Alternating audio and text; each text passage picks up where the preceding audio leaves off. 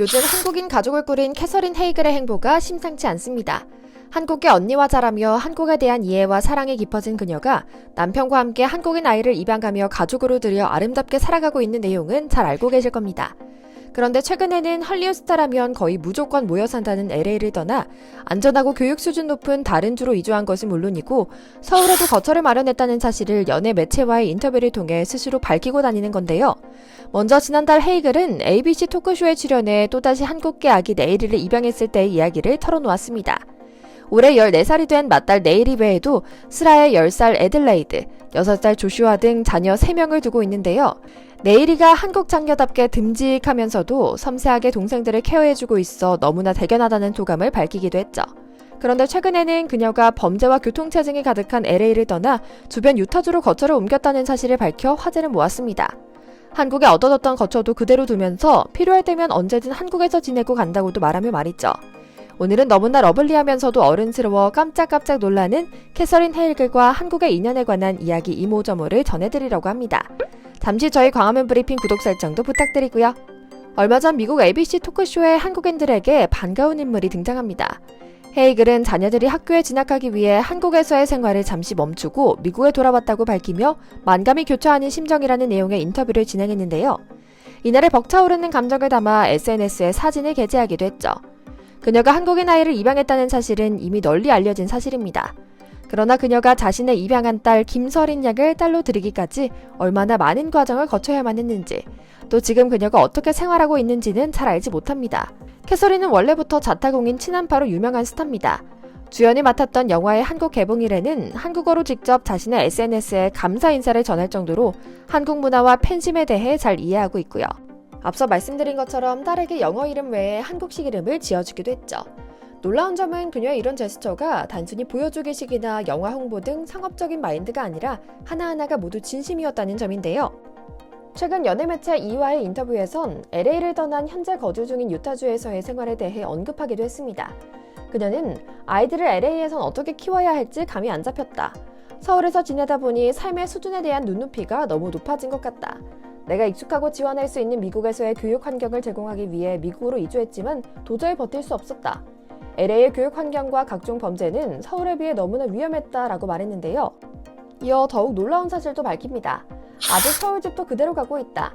서울 생활을 포기하기에는 너무나 만족스러웠고 기회가 된다면 언제든 한국에서 지낼 생각이기 때문이다.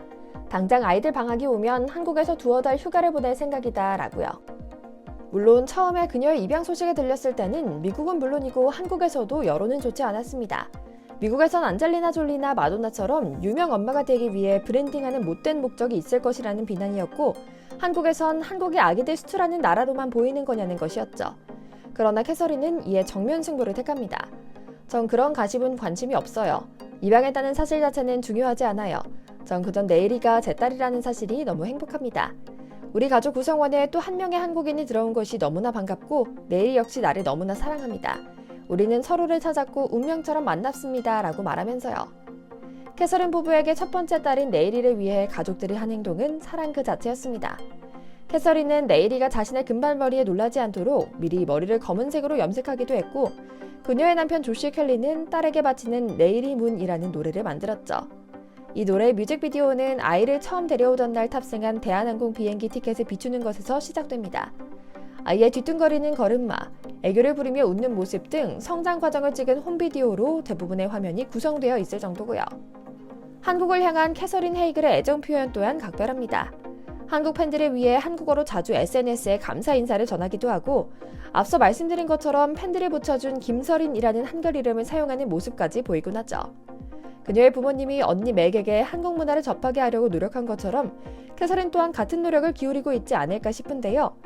서울에 전셋집을 마련해 지냈던 것도 비슷한 맥락이지 않을까 하는 짐작이 가죠. 그리고 그들의 한국행은 많은 팬들의 공감과 지지를 얻기도 했고요. 사실 입양은 우리가 생각하는 것보다 매우 힘든 일이라고 합니다. 처음 입양 사실을 알리는 수년 전 인터뷰에서도 자신이 직접 입양 과정 하나하나를 준비하며 겪은 일을 자세히 소개하기도 했는데요. 이 과정을 끈질기고 행복하게 준비할 수 있었던 시간이 엄마가 되는 고통스러운 연습이자 과정이었다고 표현할 정도였죠.